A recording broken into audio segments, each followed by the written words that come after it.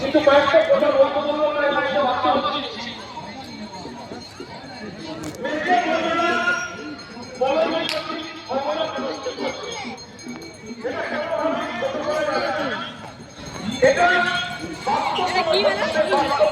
এটা হয়েছে বই মেলা।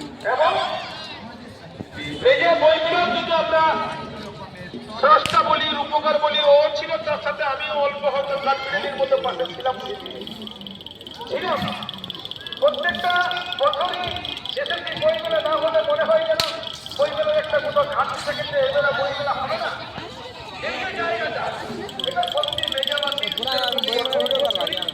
এবং বই মেলায় আসতে পেরে খুব নিজেকে ভালো লাগছে।